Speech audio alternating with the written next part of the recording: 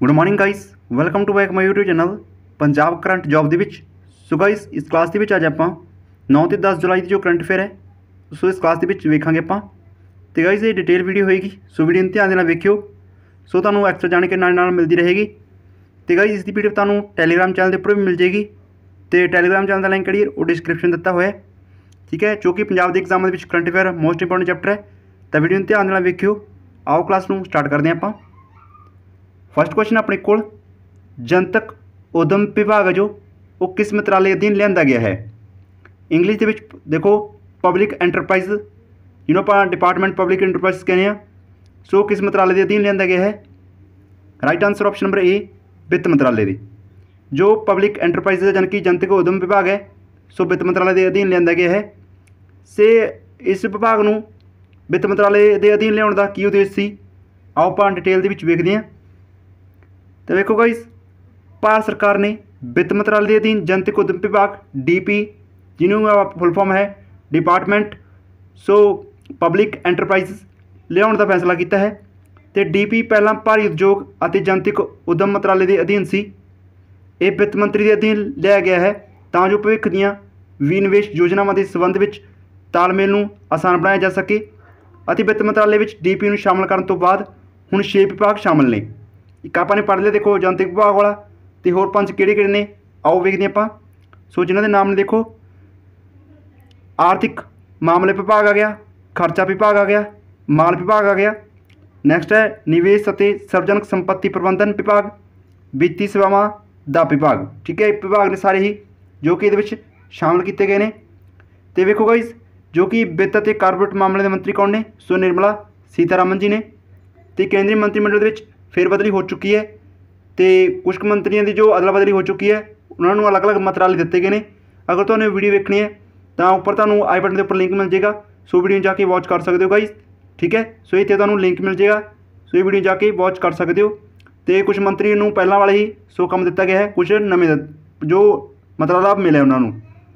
वेखते हैं next question. Next question है भारत का पहला समुद्री ऑर्बिट्रेशन सेंटर कित्थे स्थापित किया जाएगा। ये किया जाएगा गाइस गुजरात के गांधीनगर के। Option number A right answer. So Bharat का पहला समुद्री ऑर्बिट्रेशन सेंटर है जो गुजरात के गांधीनगर में स्थापित किया जाएगा। आओ डिटेल के जानकारी पढ़ते हैं आप इंपोर्टेंट पॉइंट्स के। गुजरात मैरीटाइम यूनिवर्सिटी ने गुजरात अंतरराष्ट्रीय मैरीटाइम ऑर्बिट्रेशन सेंटर स्थापित करने के लिए सो GIFT सिटी विखे अंतरराष्ट्रीय वित्तीय सेवावां केंद्र अथॉरिटी के नाल समझौते ते हस्ताक्षर किए हैं।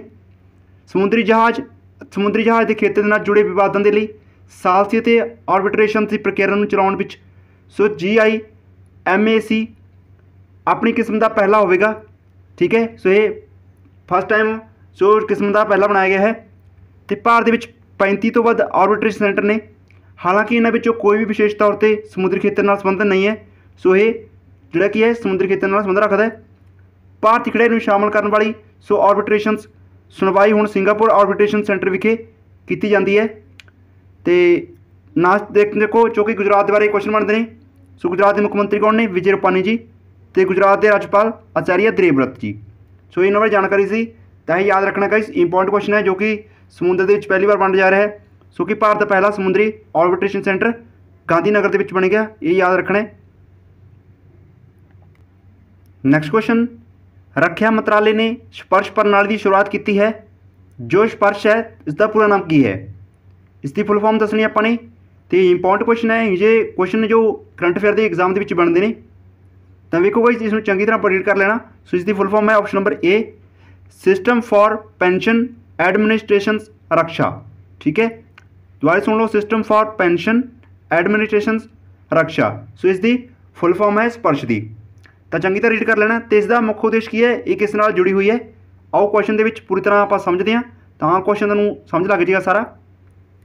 रक्षा मंत्रालय ने स्पर्श सो ये पेंशन स्कीम है, देखो पेंशन एडमिनिस्ट्रेशन रक्षा लई प्रणाली लागू किया है जो कि स्वचालित पेंशन की मंजूरी और वंड लई ऑटोमैटिक सिस्टम है, ठीक है। जो कि पेंशन वंडी जाती है, सो पेंशन की मंजूरी और वंड के लिए ऑटोमैटिक सिस्टम है। यह वैब आधारित सिस्टम पेंशन के दावे पर प्रक्रिया करता है और पेंशन का भुगतान सीधा किसी भी बाहरी विचोले पर निर्भर किए बिना रक्षा पेंशनों के खात्यां विच ਕ੍ਰੈਡਿਟ ਕਰਦਾ ਹੈ। ਠੀਕ ਹੈ, ਇਹ ਸਿੱਧਾ ਖਾਤਿਆਂ ਦੇ ਵਿੱਚ ਕ੍ਰੈਡਿਟ ਕਰਦਾ ਹੈ ਜੋ। ਸੋ ਇਹ ਸਿਸਟਮ ਹੈ। ਪੈਨਸ਼ਨ ਪੋਰਟਲ ਪੈਨਸ਼ਨਾਂ ਲਈ ਆਪਣੀ ਪੈਨਸ਼ਨ ਸੰਬੰਧੀ ਜਾਣਕਾਰੀ ਵੇਖਣ, ਸੇਵਾਵਾਂ ਤੱਕ ਪਹੁੰਚ ਕਰਨ ਅਤੇ ਉਹਨਾਂ ਦੀ ਪੈਨਸ਼ਨਾਂ ਮਾਮਲਿਆਂ ਸੰਬੰਧੀ ਕੋਈ ਵੀ ਸ਼ਿਕਾਇਤਾਂ ਦੇ ਹੱਲ ਕਰਨ ਦੇ ਲਈ ਸੋ ਇਹ ਜੋ ਸ਼ਿਕਾਇਤ ਦਰਜ ਕਰਨ ਦੇ ਲਈ ਉਪਲਬਧ ਬਣਾਈ ਗਈ ਹੈ ਜੋ ਇਹ ਸਕੀਮ ਹੈ। ਠੀਕ ਹੈ ਗਾਇਸ, ਤਾਂ ਯਾਦ ਰੱਖਣਾ ਹੈ। ਸੋ ਸਪਰਸ਼ ਜੋ ਕਿ ਰੱਖਿਆ ਮੰਤਰਾਲੇ ਦੇ ਸ਼ੁਰੂ ਕੀਤੀ ਹੈ, ਇਹ ਵੀ ਯਾਦ ਰੱਖਣਾ, ਕੁਐਸਚਨ ਬਣ ਸਕਦਾ ਹੈ। ਸੋ ਰੱਖਿਆ ਮੰਤਰਾਲੇ ਨੇ ਸ਼ੁਰੂ ਕੀਤੀ ਹੈ ਸਪਰਸ਼ ਪ੍ਰਣਾਲੀ, ਤੇ ਇਸ ਦੀ ਫੁੱਲ ਫਾਰਮ ਹੈ ਸਿਸਟਮ ਫॉर ਪੈਨਸ਼ਨ ਐਡਮਿਨਿਸਟ੍ਰੇਸ਼ਨ ਸੁਰੱਖਿਆ। ਨੈਕਸਟ ਕੁਐਸਚਨ ਹੈ, ਭਾਰਤ ਸਰਕਾਰ ਨੇ किस उद्योग ਲਈ 25 ਮੈਂਬਰੀ ਵਿਕਾਸ ਪ੍ਰੀਸ਼ਦ ਕਾਇਮ ਕੀਤੀ ਹੈ? ਤਾਂ ਉਸ ਇੰਡਸਟਰੀ ਉਦਯੋਗ ਦਾ ਨਾਮ ਹੈ ਸੀਮੈਂਟ ਉਦਯੋਗ, ਆਪਸ਼ਨ ਨੰਬਰ ਡੀ। ਸੋ ਸੀਮੈਂਟ ਉਦਯੋਗ ਦੇ ਲਈ ਭਾਰਤ ਸਰਕਾਰ ਨੇ 25 ਮੈਂਬਰੀ ਵਿਕਾਸ ਪ੍ਰੀਸ਼ਦ ਜੀ ਕਾਇਮ ਕੀਤੀ ਹੈ। ਆਓ ਇੰਪੋਰਟੈਂਟ ਪੁਆਇੰਟਸ ਵੇਖਦੇ ਆਪਾਂ। ਕੇਂਦਰ ਸਰਕਾਰ ਨੇ ਡਾਲਮੀਆ ਭਾਰਤ ਗਰੁੱਪ ਦੇ ਜੋ CMD ਨੇ ਪੁਨੀਤ ਡਾਲਮੀਆ, ਉਹਨਾਂ ਦੇ ਅਧੀਨ ਸੀਮੈਂਟ ਉਦਯੋਗ ਦੇ ਲਈ 25 ਮੈਂਬਰੀ ਜੋ ਵਿਕਾਸ ਪ੍ਰੀਸ਼ਦ ਦਾ ਗਠਨ ਕੀਤਾ ਹੈ। ਤੇ ਕੌਂਸਲ ਕੂੜੇਦਾਨ ਨੂੰ ਖਤਮ ਕਰਨ, ਵੱਧ ਤੋਂ ਵੱਧ ਉਤਪਾਦਨ ਪ੍ਰਾਪਤ ਕਰਨ, ਗੁਣਵੱਤਾ ਵਿੱਚ ਸੁਧਾਰ, ਖਰਚਿਆਂ ਨੂੰ ਘਟਾਉਣ ਅਤੇ ਉਤਪਾਦਾਂ ਦੇ ਮਾਨਕੀਕਰਨ ਨੂੰ ਉਤਸ਼ਾਹਿਤ ਕਰਨ ਦੇ ਤਰੀਕਿਆਂ ਦਾ ਸੁਝਾਅ ਦੇਵੇਗੀ ਇਹ। ਅਤੇ ਡਾਲਮੀਆ ਕੌਂਸਲ ਦੇ ਚੇਅਰਮੈਨ ਬਣਾਏ ਗਏ ਨੇ। ਠੀਕ ਹੈ, ਯਾਦ ਰੱਖਣਾ ਹੈ। ਸੋ ਡਾਲਮੀਆ ਕੌਣ? ਇਹ ਭਾਰਤ ਗਰੁੱਪ ਦੇ ਜੋ CMD ਉਹਨਾਂ ਪੁਨੀਤ ਡਾਲਮੀਆ। ਸੋ ਉਹਨਾਂ ਦੇ ਅਧੀਨ ਹੀ ਜੋ ਉਦਯੋਗ ਲਈ 25 ਮੈਂਬਰੀ ਵਿਕਾਸ ਪ੍ਰੀਸ਼ਦ ਦਾ ਗਠਨ ਕੀਤਾ ਗਿਆ ਹੈ। ਤਾਂ ਹੀ ਯਾਦ ਰੱਖਣਾ ਹੈ, ਇੰਪੋਰਟੈਂਟ ਕੁਐਸਚਨ ਹੈ ਇਹ। ਕਿਸ ਨਿਊਜ਼ਲੈਟਰ ਪਲੇਟਫਾਰਮ ਨੇ ਬੁਲੇਟਿਨ ਦੀ ਸ਼ੁਰੂਆਤ ਕੀਤੀ ਹੈ? ਸੋ ਨਿਊਜ਼ਲੈਟਰ ਪਲੇਟਫਾਰਮ ਹੈ Facebook, option number B right answer. So Facebook platform ਨੇ ਬੁਲੇਟਿਨ ਨਾਮ ਦੀ ਸ਼ੁਰੂਆਤ ਕੀਤੀ ਹੈ ਗਾਈਸ। ਤੇ ਇਸ ਬੁਲੇਟਿਨ ਦੇ ਵਿੱਚ ਕੀ ਹੋਏਗਾ ਐਡ, ਆਓ ਵੇਖੋ। ਸੋ ਜਾਣਕਾਰੀ ਦੇ ਵਿੱਚ ਫੇਸਬੁੱਕ ਨੇ ਬੁਲੇਟਿਨ ਨਾਮ ਦੇ ਪਬਲਿਸ਼ਿੰਗ ਅਤੇ ਗਾਹਕੀ ਉਪਕਰਣਾਂ ਦਾ ਇੱਕ ਸਮੂਹ ਐਲਾਨ ਕੀਤਾ ਹੈ, ਜਿਸ ਦਾ ਉਦੇਸ਼ ਅਮਰੀਕਾ ਵਿੱਚ ਸੁਤੰਤਰ ਲੇਖਕਾਂ ਨੂੰ ਉਤਸ਼ਾਹਿਤ ਕਰਨਾ ਹੈ। ਬੁਲੇਟਿਨ ਵਿੱਚ ਸਮੱਗਰੀ ਦੀ ਸਿਰਜਣਾ, ਮੁਦਰੀਕਰਨ ਅਤੇ ਦਰਸ਼ਕਾਂ ਦੇ ਵਾਧੇ 'ਤੇ ਕੇਂਦਰਿਤ ਸਹਾਇਤਾ ਸ਼ਾਮਲ ਹੋਵੇਗੀ। ਲਿਖਤ ਅਤੇ ਆਡੀਓ ਸਮੱਗਰੀ ਦਾ ਸਮਰਥਨ ਕਰਨ ਦੇ ਲਈ ਇਸ ਦੇ ਮੌਜੂਦਾ ਸਾਧਨਾਂ ਨੂੰ ਏਕੀਕ੍ਰਿਤ ਕਰਨ ਦਾ ਉਦੇਸ਼ ਹੈ। ਤੇ ਪੋਡਕਾਸਟ ਤੋਂ ਲੈ ਕੇ ਲਾਈਵ ਆਡੀਓ ਕੈਮਰੇ ਤੱਕ ਸਭ ਇੱਕ ਜਗ੍ਹਾ ਹੈ। ਠੀਕ ਹੈ, ਸੋ ਇਹ ਇਸ ਦੇ ਬਾਰੇ ਜਾਣਕਾਰੀ ਦਿੱਤੀ ਗਈ ਹੈ ਜੋ ਕਿ ਬੁਲੇਟਿਨ ਨਾਮ ਦੀ ਜੋ ਸਕੀਮ ਹੈ, ਜਾਣੀ ਕਿ ਪਬਲਿਸ਼ ਕੀਤੀ ਗਈ ਹੈ। ਤੇ ਵੇਖੋ ਫੇਸਬੁੱਕ ਬਾਰੇ ਹੋਰ ਜਾਣਕਾਰੀ। ਤਾਂ ਫੇਸਬੁੱਕ ਦੀ ਸਥਾਪਨਾ ਕਦੋਂ ਹੋਈ ਸੀ ਗਾਈਜ਼? ਫਰਵਰੀ 2004 ਦੇ ਵਿੱਚ।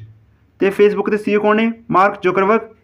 ਫੇਸਬੁੱਕ ਦਾ ਹੈੱਡਕੁਆਟਰ ਕਿੱਥੇ ਹੈ? ਕੈਲੀਫੋਰਨੀਆ, ਸੰਯੁਕਤ ਰਾਜ USA ਦੇ ਵਿੱਚ। ਨੈਕਸਟ ਕੁਐਸਚਨ, ਕਿਸ ਦੀ ਕਿਤਾਬ ਦੀ ਲਾਈਟ ਆਫ ਏਸ਼ੀਆ ਸਿਰਲੇਖ ਨਾਲ ਲਾਂਚ ਹੋਈ ਹੈ? ਦੀ ਲਾਈਟ ਆਫ ਏਸ਼ੀਆ ਜੋ ਕਿਤਾਬ ਹੈ ਇਹ ਹੈ ਜੈਰਾਮ ਰਮੇਸ਼ ਦੀ, ਆਪਸ਼ਨ ਨੰਬਰ ਸੀ ਰਾਈਟ ਆਂਸਰ। ਠੀਕ ਹੈ, ਸੋ ਇਹਨਾਂ ਨਾਲ ਰਿਲੇਟਡ ਕੁਐਸਚਨ ਜ਼ਰੂਰ ਬਣਦਾ ਹੈ। ਸੋ ਜੈਰਾਮ ਰਮੇਸ਼ ਨੇ ਪਹਿਲਾਂ ਵੀ ਬਹੁਤ ਸਾਰੀਆਂ ਬੁੱਕਸ ਲਿਖੀਆਂ ਨੇ ਤੇ ਇਹਨਾਂ ਦੇ ਨਾਲ ਜਿਹੜੀ ਵੀ ਬੁੱਕਸ ਇਹਨਾਂ ਦੇ ਲਾਂਚ ਹੁੰਦੀ ਹੈ ਸੋ ਇਹ ਪ੍ਰਸਿੱਧ ਵਿਅਕਤੀ ਨੇ, ਇਸ ਕਰਕੇ ਇਹਨਾਂ ਦੀ ਜੋ ਬੁੱਕ ਹੈ ਐਗਜ਼ਾਮ ਦੇ ਵਿੱਚ ਪੁੱਛੀ ਜਾਂਦੀ ਹੈ। ਤਾਂ ਯਾਦ ਰੱਖਣਾ ਗਾਈਜ਼, ਇਸ ਵਾਰ ਇਹਨਾਂ ਨੇ ਦੀ ਲਾਈਟ ਆਫ ਏਸ਼ੀਆ ਸਿਰਲੇਖ ਨਾਮ ਦੀ ਬੁੱਕ ਲਾਂਚ ਕੀਤੀ ਹੈ। ਸੋ ਜੈਰਾਮ ਰਮੇਸ਼ ਦੀ ਇਹ। ਤੇ ਇਸ ਬੁੱਕ ਦੇ ਵਿੱਚ ਕਿਹਨਾਂ ਬਾਰੇ ਲਿਖੀ ਗਈ ਹੈ, ਕੀ ਉਦੇਸ਼ ਹੈ?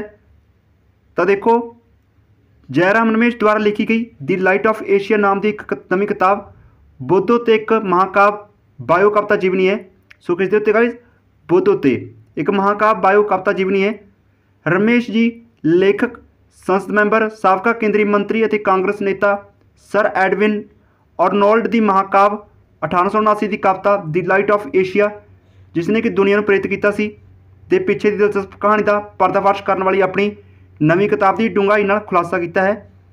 ਬੁੱਧ ਦੀ ਕਹਾਣੀ ਨੂੰ ਵਿਸ਼ਵ ਵਿੱਚ ਤੂਫਾਨ ਦੁਆਰਾ ਅਤੇ ਕੁਝ ਨਵੇਂ ਤਰੀਕਿਆਂ ਨਾਲ ਪਿਛਲੀ ਸਦੀ ਦੇ ਅੰਤ ਵਿੱਚ ਲਿਆਇਆ ਗਿਆ ਹੈ। ਠੀਕ ਹੈ, ਜੋ ਇਹਨਾਂ ਨੇ ਇਹ ਕਿਤਾਬ ਲਿਖੀ ਹੈ। ਤਾਂ ਯਾਦ ਰੱਖਣਾ ਗਾਈਜ਼, ਇਹ ਇੰਪੋਰਟੈਂਟ ਕੁਐਸਚਨ ਹੈ। ਨੈਕਸਟ ਕੁਐਸਚਨ, ਕਿਸ ਨੂੰ ਦੀ ਰਮਾਇਣ ਆਫ ਸ਼੍ਰੀ ਗੁਰੂ ਗੋਬਿੰਦ ਸਿੰਘ ਜੀ ਪੁਸਤਕ ਭੇਂਟ ਕੀਤੀ ਗਈ ਹੈ? ਸੋ ਆਪਣੇ ਪ੍ਰਧਾਨ ਮੰਤਰੀ ਨਰਿੰਦਰ ਮੋਦੀ ਜੀ, ਆਪਸ਼ਨ ਨੰਬਰ ਸੀ ਰਾਈਟ ਆਂਸਰ। ਉਹਨਾਂ ਨੂੰ ਹੀ ਦੀ ਰਮਾਇਣ ਆਫ ਸ਼੍ਰੀ ਗੁਰੂ ਗੋਬਿੰਦ ਸਿੰਘ ਜੀ ਪੁਸਤਕ ਭੇਂਟ ਕੀਤੀ ਗਈ ਹੈ। ਇਵੇਂ ਕਿ ਇਮੇਜ ਦੇ ਵਿੱਚ ਤੁਸੀਂ ਵੇਖ ਸਕਦੇ ਹੋ। ਤੇ ਗਾਈਜ਼ ਇਹਨਾਂ ਨਾਲ ਜੁੜੇ ਪੁਆਇੰਟਸ ਵੇਖਦੇ ਹਾਂ। ਪ੍ਰਧਾਨ ਮੰਤਰੀ ਨਰਿੰਦਰ ਮੋਦੀ ਜੀ ਨੇ ਅੱਜ ਦੀ ਰਮਾਇਣ ਆਫ ਸ਼੍ਰੀ ਗੁਰੂ ਗੋਬਿੰਦ ਸਿੰਘ ਦੀ ਪੁਸਤਕ ਦੀ ਪਹਿਲੀ ਕਾਪੀ ਪ੍ਰਾਪਤ ਕੀਤੀ ਹੈ। ਇਹ ਪੁਸਤਕ ਪ੍ਰਮੁੱਖ ਵਕੀਲ KTS ਤੁਲਸੀ ਦੀ ਮਾਤਾ ਜੋ ਮਰਹੂਮ ਬਲਜੀਤ ਕੌਰ ਤੁਲਸੀ ਵੱਲੋਂ ਲਿਖੀ ਗਈ ਹੈ। ਇਹ ਪੁਸਤਕ ਨੂੰ Indira Gandhi national centre of arts ਵੱਲੋਂ ਪ੍ਰਕਾਸ਼ਿਤ ਕੀਤਾ ਗਿਆ ਹੈ।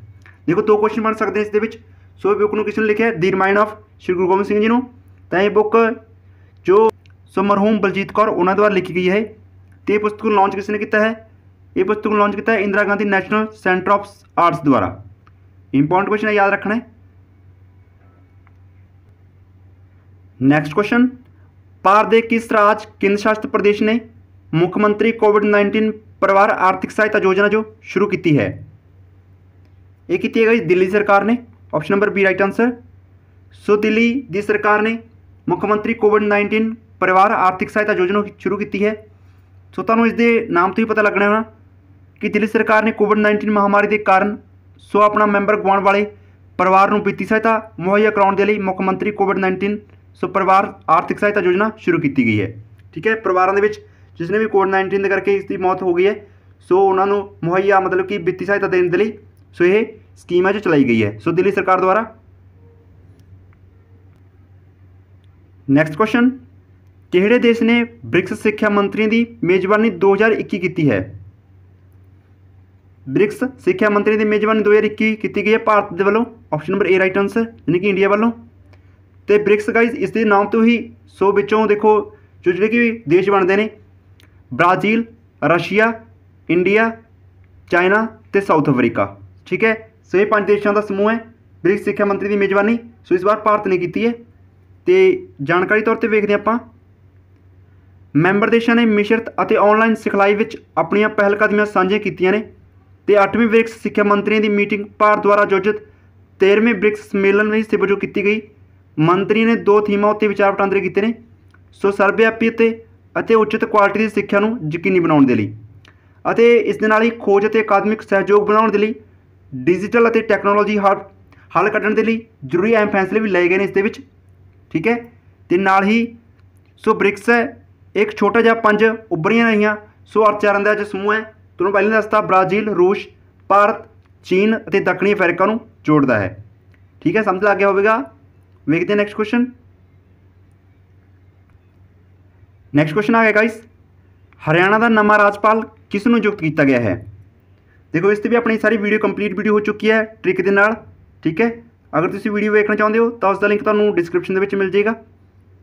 तो जो हरियाणा के नवे राजपाल बने ने Bandaru Dattatreya, option number D right answer. So बहुत सारे राज्यों के जो राजपाल से वो बदले गए हैं, करीब के करीब 8 राज जो उन्होंने जो गवर्नर ने बदले गए हैं। ठीक है, तो तुसीं वो वीडियो देख सकते हो। सो इंपॉर्टेंट है जो एग्जाम के लिए। ठीक है, तो गाइज हुण नवीं जो सूत्रों द्वारा गल आ रही है कि जो पंजाब का मंत्रिमंडल है उसके भी फेरबदली होने जा रही है। सो हफ्ते के कोई ना कोई न्यूज़ आ जाएगी। ठीक है, सो उसके जो अपना पंजाब का मंत्रिमंडल है उसके भी बदली होएगी। सो इस करके सो ज़्यादा हाल जो पुराना है ना पढ़ियो क्योंकि नवा दोबारा फिर बदली कर जाएगी तो तुहानूं याद नहीं होना। सो हफ्ता को और देख लो। ठीक है, उस तो बाद तुहानूं उसकी भी सो वीडियो प्रोवाइड कर देंगे। ठीक है गाइज, तो हुण बारी अपने टैसट की। सो पिछली करंट अफेयर जो अपने 7 ते 8 जुलाई की करंट अफेयर डिस्कस की थी उसका टैसट लगा लेने आपां। फर्स्ट क्वेश्चन अपने को टैसट का जो पिछली करंट अफेयर सी, पंजाबी यूनीवर्सिटी के किस विद्यार्थी की चोण टोक्यो विखे हो रही ओलंपिक्स विच एथलैटिक्स दे 4x400 metre mixed relay event ਲਈ हुई है? उन्होंने नाम है Sarthak Bhamri, option number A right answer. So important question है, याद रखना है। सो पंजाबी यूनीवर्सिटी के हुई इन्हों की चोण सो टोक्यो ओलंपिक्स के लिए। नैक्सट क्वेश्चन, हाल ही में खादी प्राकृतिक पेंट के जो ब्रांड अंबैसडर ने कौन बने ने? Right answer option number C Nitin Gadkari. Next, किस एयर ट्रांसपोर्ट ने world the airline of the year award जीता है? Option number A right answer Korean Air ने। किस जगह ते भारत का दूजा सब तो वड्डा क्रिकेट स्टेडियम बन जा रहा है?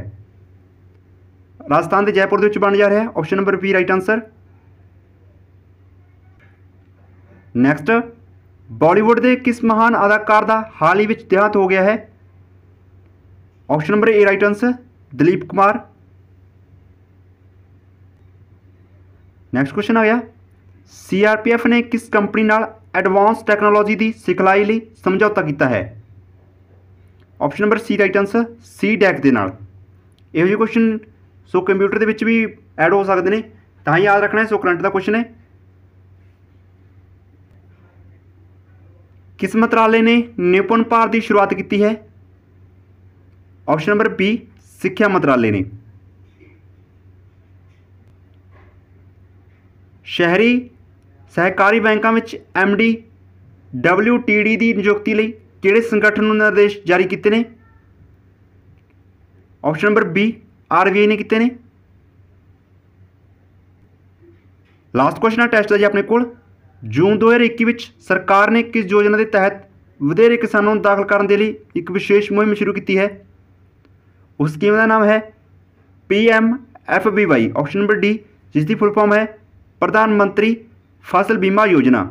प्रधानमंत्री फसल बीमा योजना जिसकी फुल फॉर्म है, तो यह सरकार ने किसानों लिए विशेष मुहिम की शुरुआत की है। तो देखो गाइज अपने जो करंट अफेयर 9 से 10 जुलाई की वो डिटेल डिस्कस कर ली, तो नाल ही टैस्ट ही अटेंड कर लिया। आई होप तुहानूं वीडियो वधिया लगी होगी। जेकर वीडियो वधिया लगी है प्लीज़ वीडियो में वध तो वध लाइक करियो। चैनल पर नवे जुड़े हो चैनल सबसक्राइब करके नाल वाली बैल आइकन होंदी है जी उसनूं जरूर प्रेस कर लियो, तां जो तुहानूं उस वीडियो नोटिफिकेशन सीधा तुहाडे तक टाइम टू टाइम पहुँचता रहे। ठीक है, तो प्लीज़ इस वीडियो में वध तो वध शेयर करियो।